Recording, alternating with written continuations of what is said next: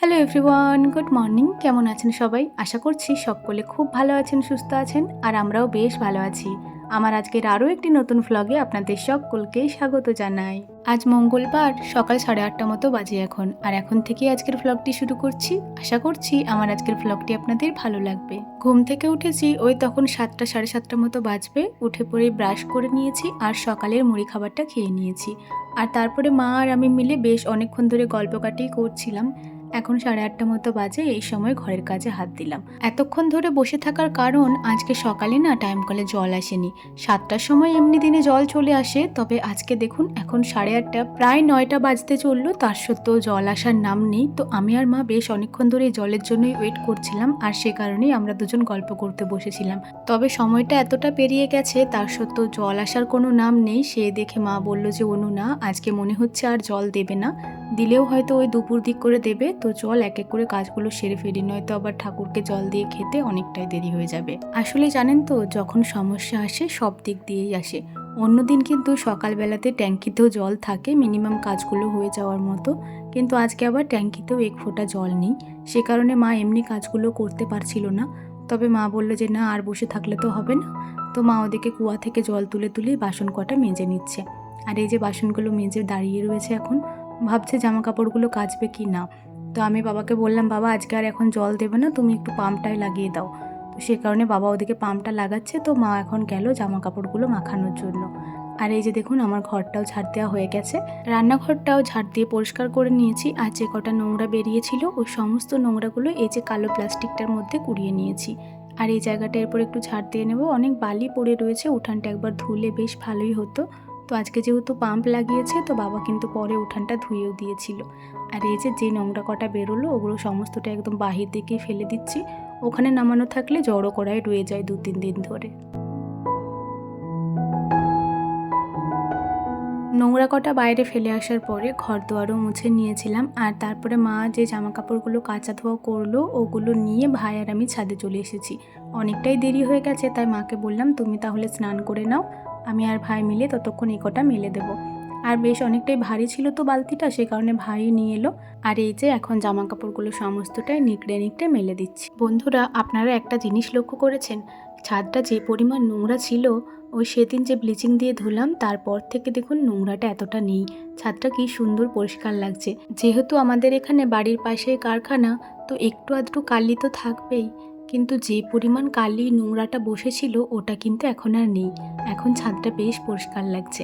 আর এই তারাটা খাঁচিয়ে দিয়ে এই যে জামা কাপড়গুলো মেলতে আমার এত ভালো লাগে, কি বলবো আপনাদেরকে।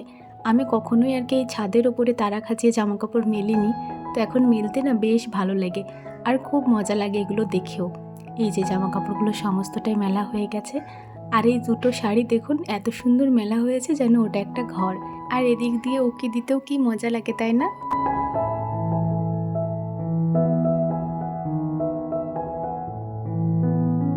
ছাদের উপরে জামা কাপড়গুলো মেলে আসার পর নিচেতে চলে এসেছি। আর এই সময় মায়েরও স্নান করে ঠাকুরকে জল দেওয়া হয়ে গেছে। যেহেতু সকালে খেয়েছিলাম তাই খুব বেশি খিদে পায়নি, সে কারণে মায়ের সাথেই খাচ্ছি এত দেরিতে। আজকে সকালে মুড়ি খাবারে ছিল ওই যে আগের দিনের বাসি তরকারিটা ছিল, আর মা কয়েকটা বেসন পেঁয়াজ দিয়ে পকোড়া বানিয়ে দিয়েছিল, আর এমনি শসা টমেটোও কেটেছিল। আর জানেন তো, আমার পশিন মামার মেয়ের শরীরটা একটু খারাপ, সে কারণে ওকে ডক্টর দেখাতে এসেছে। যেহেতু এই বেলাটা এখানেই থাকবে, তাই সকালে দুধটাও নিয়ে এসেছে। তো ওই দুধটা আমিও একটু নিয়েছিলাম, আর বনু এই যে এদিকে খাচ্ছে। আমি ওকে বলছি তুই যদি না খাস ওটা আমি খেয়ে নেবো। তো দেখুন আমার সাথে তর্ক করে কতটা দুধ খেয়ে নিল একা একা। মুড়ি খাওয়া হলো, আর তার কিছুক্ষণ পরেই ওই যে আগের দিন ব্লাড নিয়ে গেছিলো ওই সমস্ত রিপোর্টগুলো কাকিমা দিয়ে গেল। তো সেগুলোই দেখুন এই প্লাস্টিকটার মধ্যে রেখেছি, কারণ এখনো পর্যন্ত ফাইলটা আনা হয়নি। আর বন্ধুরা, এই ভিডিওটা কিন্তু আমি পরের দিন সকালবেলা শ্যুট করেছি, কারণ সেদিন আমি ভিডিওটা শ্যুট করার সময় পাইনি, আসলে ভুলে গেছিলাম।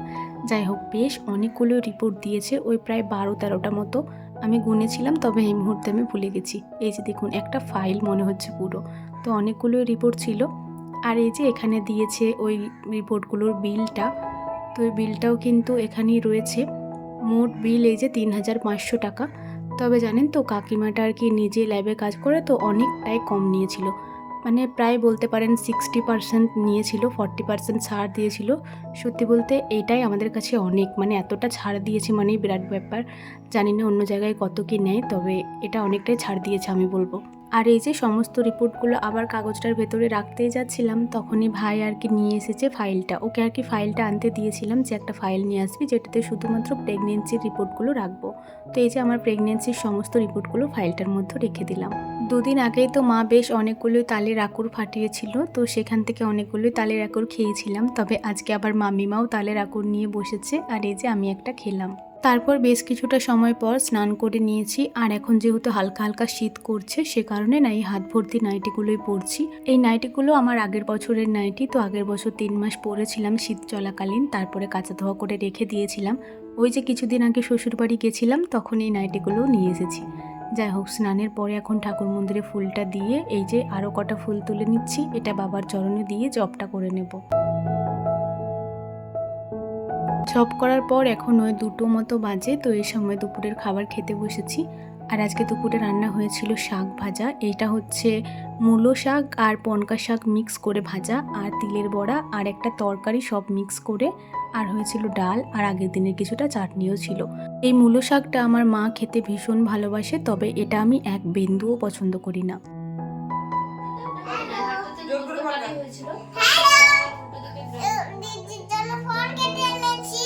তুমি কেটেছো নাকি? তুমি কেটেছো এত সুন্দর করে? সত্যি? না, কার জন্য কেটেছো বলো তো? আর কে খাবে? বুনপো খাবে? আর বুনজি? বুনজি খাবে না? বুনুর কথা শুনে হাসিও পায়। দুপুরের খাওয়ার পর ফলটা খেয়ে নিয়েছি, আর এখন ওই 4:30 মতো বাজে। এই সময় একটু রেডিও হয়ে গেছি। আজকে একটু মার্কেট থেকে যাব, মায়ের একটু কাজ আছে, আর একটা ঠাকুরের প্যান্ডেল করেছে ওটা দেখতে যাব। এমনিতে তো বাড়ি থেকে বেরোনাই হয় না, সারাটা দিন বাড়ির মধ্যেই থাকি, তো মাঝে মধ্যে একটু একটু বেরোতেও বেশ ভালো লাগে। আর আজকে জানেন তো পশিন মামার 4 চাকা গাড়িটায় করেই যাচ্ছি। এই যে আমাদেরকে মার্কেটের কাছে নামিয়ে দিল, আর বড় গাড়িটা রেখে বাইকটা আনতে গেছে। তো এই যে আমরা প্রথমেই এলাম ঠাকুরের প্যান্ডেলটা দেখার জন্য। এটা হচ্ছে জগদ্ধাত্রী ঠাকুরের প্যান্ডেল। তো এখানে মেলার মতো সেরকম কিছু বসেনি, শুধুমাত্র একটা ফুচকা স্টল আর বাচ্চাদের কয়েকটা খেলনার জিনিস। ওই যে ওই বেলুনটা আর কয়েকটা রয়েছে জিনিস, পরে দেখাচ্ছি। যাই হোক, এখন আমরা সোজা যাচ্ছি ঠাকুরের কাছে, মানে ঠাকুরের প্যান্ডেলটা দেখার জন্য। এই জায়গাটা লাইটগুলো দিয়েছে বলে এত সুন্দর দেখতে লাগছে কি বলবো। সত্যি বলতে আমি কখনোই আর কি বড়জোড়াতে এই জগদ্ধাত্রী ঠাকুরের প্যান্ডেল দেখতে আসিনি, এই প্রথমবার এলাম। তো বেশ ভালোই হয়েছিল, আর খুব সুন্দর কিন্তু মাকে সাজিয়েছিল। আজকে হয়তো ঘট বিসর্জন হয়ে গেছিল, তবে প্রতিমা বিসর্জন এখনো পর্যন্ত হয়নি। তো এই যে বুনু এখানে প্রণামটা করে নিল। তারপর আর কি এখানে একটা জাম্পিং ছিল আর কি, তো একটা বাচ্চা বেশ লাফাচ্ছিল, ওকেও চাপানো হলো মানে বুনুকে। তবে ও তো লাফায়নি, ওই বাচ্চাটা লাফাচ্ছে করে ও লাফিয়ে যাচ্ছে। তো এতে করে প্রচণ্ড ও ভয় পেয়ে গেছে, বলছে না আমি এখানে চাপবো না, আমাকে নামিয়ে দাও। তো ওখান থেকে তো নেমে গেল। তো এখানে একটা ঘুরুনি রয়েছে, ওই যে ময়ূরের মতো রয়েছে, ওগুলোর ওপরে বসে রয়েছে বাচ্চাগুলো, আর আস্তে আস্তে করে ঘোরানো হচ্ছে। তো এটাতে কিন্তু বুনু বেশ মজা পেয়েছে। তবে জানেন তো, ছোটোবেলাতে আমি এটাতে চাপতেও ভয় পেতাম জানেন। বুনু এটাতে ঘুরতে ঘুরতেই পশান মামা চলে এসেছিল। তো পশান মামা এসে পরে বললো যে চল ঠাকুরটা দেখতে যাই। তো আমরা বললাম আমরা তো গেলাম, তুমি তাহলে যাও। তো বুনু আবার গেছে ওর বাবার সাথে, আর আমি আর মা এখানে বসে রয়েছি। আর এখানে নিয়েছি 1 প্যাকেট বাদাম, ওই বাদামটাই খাচ্ছি। মেলাতে এসে বাদাম খেতে বেশ ভালো লাগে বলুন। আজকে মার্কেটে আসার আসল কাজটা পরে হবে, আগে খাওয়া দাওয়াটাই হচ্ছে। তো এই যে আমি চলে এসেছি আমার প্রিয় দোসার দোকানে। এখানে নিয়ে নিয়েছি একটা দোসা। তো আজকে দোসাটা কিন্তু পশিন মামাই খাইয়েছে, গোটা গোটা খেয়েছি আজকে, মানে আমি একাই একটা খেয়েছি আর মামিমা আর মা মিলে একটা খেয়েছে। তবে জানেন তো, এই দোসাটা দুজন মিলে খেলেই বেশি ভালো, কারণ এতটাই বড় তো একা একা খেলে প্রচণ্ড পেট ভর্তি হয়ে যায়, আর খুব খেতে ইচ্ছা না গেলে খেতে পারবে না। তবে আমি সম্পূর্ণটা খেয়ে নিয়েছিলাম। খাওয়া দাওয়ার পরে আমরা এসেছি একটা দাদু ভাইয়ের দোকানে। তো এই দাদু ভাই আমাকে বেশ ভালো করে চেনে, তো এই যে দেখার সাথে সাথেই কেমন হাত দেখালো। তো একটু ভিড় ছিল, তারপরে জিনিসপত্র যা কেনার কিনেছিলাম। বাড়িতে আসার পরে আমি একটু ব্যস্ত হয়ে পড়েছিলাম, সে কারণে আগের দিন কি কিনেছিলাম সেটা দেখানোই হয়নি। তো এই ভিডিওটা আমি নেক্সট ডে শ্যুট করছি, ভাবলাম কি কি কিনেছি সেটা দেখিয়ে দিই, আর তারপরে ভিডিওটা এন্ড করব। তো এই যে আগের দিন 2টো নেকলেস কিনেছিলাম। এই যে এটা চকার টাইপের, এটা বেশ ভালো লাগছিল। কিন্তু ওই যে আমার কয়েকটা শাড়ি আছে, ওগুলোর সাথে পরলে বেশ ভালো লাগবে। তবে এটা কিনেছি মায়ের জন্য, মাও পরবে আমিও পরবো। আর ওইটার সাথে এই দুটো কানের জোড়াও দিয়েছিল, বেশ ভালো কিন্তু। আর এই যে একটা চেন কিনেছিলাম বড় পদকের সাথে, এটাও মেটেলের, এটাও বেশ সুন্দর। এটা সিঙ্গেল পরলেই বেশি ভালো লাগবে, যেহেতু এই দড়িটা ছোট, মানে তার কি বলবো, ওটা চেনটা ছোট। আর নিয়েছিলাম একটা মেহেন্দি, যেহেতু সামনে বিয়ে বাড়ি আসছে সে কারণেই। আর এক সেট চুড়ি নেওয়া হয়েছিল, এগুলোকে চাচ্চুর বলে। তো এটা হচ্ছে আমার মামি মার, এটা আমার নয়, তো এখানেই রেখে গেছে, এখান থেকে আবার পরে নিয়ে যাবে। আর আমার জন্য আমি কিনেছিলাম শুধুমাত্র একটা লিপস্টিক। তো এই যে অনেক দিন হয়ে গেছে লিপস্টিক কেনা হয়নি, তাই ভাবলাম আজকে একটা লিপস্টিকই কিনি। আমি সবসময় খয়েরি কালারের লিপস্টিকই ব্যবহার করি, আর আমার মনে হয় ওই কালারের লিপস্টিকটাই আমাকে বেশি মানায়।